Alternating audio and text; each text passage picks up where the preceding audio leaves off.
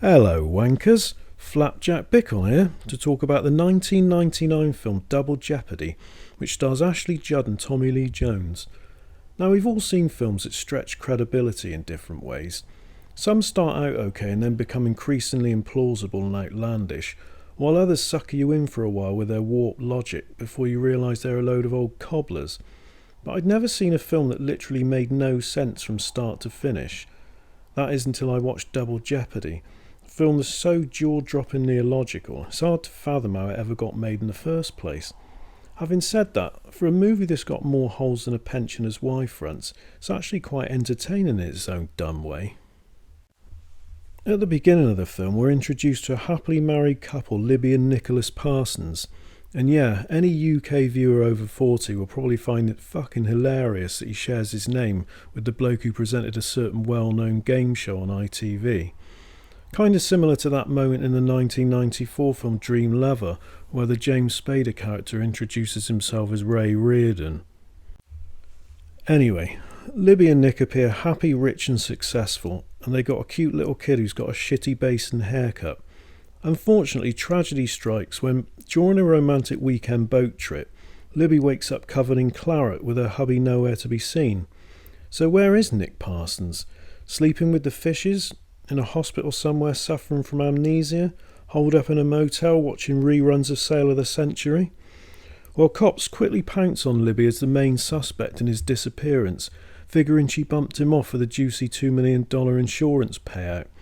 So she's arrested and thrown in jail. Her lawyer informs her at this point that she's been denied bail, which is definitely a laugh out loud moment since, from what I've seen of the US justice system, Jack the Ripper could probably get bail if he had the cash.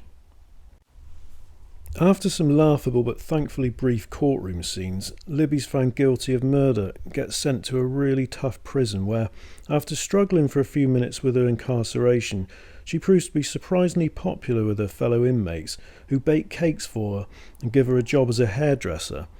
Yeah, I didn't get that bit either. But while banged up, Libby learns two important things. One, her piece of shit ex has faked his own death and taken their son away.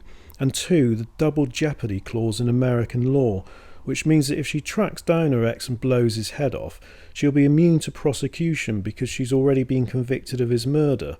And I'll be coming back to this point later. So fast forward 6 years and Libby gets paroled. And yeah, you heard me right, 6 years. That's premeditated murder for financial gain. So they're obviously quite lenient in the state of Washington. And this is when Tommy Lee Jones makes his first appearance as a parole officer called Travis Lehman, who's assigned to her case. And Travis just wants her to keep her nose clean for the next 3 years, but understandably Libby's hungry for some payback, and it's at this point that she moves into her ass-kicking mode, which includes breaking into her son's old school and driving Travis's car off a ferry. I found this sequence really believable. She finally tracks Nick down and discovers that he's now living in New Orleans and calling himself Jonathan Devereaux. So at this point, given that she can now prove that he faked his own demise and she was totally innocent, it's pretty obvious what she needs to do, right? No, she doesn't do that.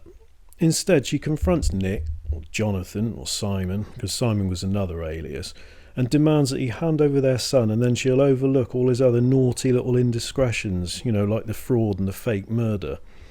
And where does she decide to meet for this exchange? Busy shopping centre? A park? A cafe maybe? No, she chooses a cemetery, because as she says, there'll be a lot of people there.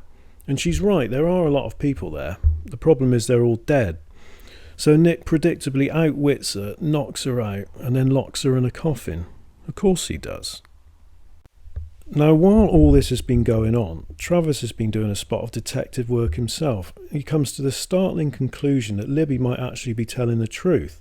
Now, considering that he's been tailing her since she's been in New Orleans, and as he's seen and even talked to Devereaux, you'd assume the first thing he'd do is go online and look at a picture of Nicholas Parsons, not that one, and compare it to Devereaux. But does he? No, of course not. Instead, he pays Devereaux a visit and asks a few questions, then befriends a cop at the police station, where they have this baffling dialogue exchange. Travis, I'm betting that before he was Jonathan Devereaux, he was Simon Ryder, and before that, Nick Parsons. The cop, but you can't prove it? Travis, no. Except he can prove it in about 2 minutes. Meanwhile, ass-kicking Libby has busted out of the coffin and is looking for blood, and Travis does finally pull his head out of his ass long enough to actually find the proof he needs. So when their paths cross again later that day, it's a no-brainer what they need to do, right? No, they don't do that. Instead, they go back to Nick's office, where Libby pulls a gun on him and fills him in on the double jeopardy rule, telling him, "I could shoot you in the middle of Mardi Gras, nobody could touch me." And Travis then echoes this sentiment when he says, "As an ex-law professor, I can assure you she's right." Well, I can only assume that he was the world's shittest legal expert, because they both failed to see the giant hole in their logic. Yeah, the double jeopardy clause does state that a person can't be convicted of the same crime twice, but it doesn't apply to Libby's situation, since if she tracks down her ex and kills him, it's not the same crime.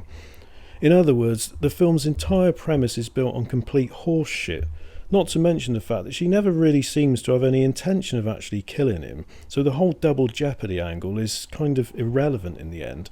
A more accurate title would have been "I Want My Son Back," although I admit that would have been a bit less catchy. So just when you think the film can't possibly get any more dumb, it does. See, Libby and her new best pal Travis have concocted this crazy scheme to fake Libby's death and implicate Nick, thereby turning the tables on him. So despite Travis being a law-abiding parole officer with all the proof he needs, he's fully on board with this. Anyway, it all goes tits up. Travis takes a bullet but manages to blow Nick away just as he's about to zotz Libby. Then Libby finds her son, happily ever after. I feel shagged out just talking about it. I think I need to lie down. Well, if you can think of a film that makes even less sense than this one, please let me know. Hopefully you enjoyed listening to this, but if you didn't, as ever, feel free to kiss my arse. You take care now.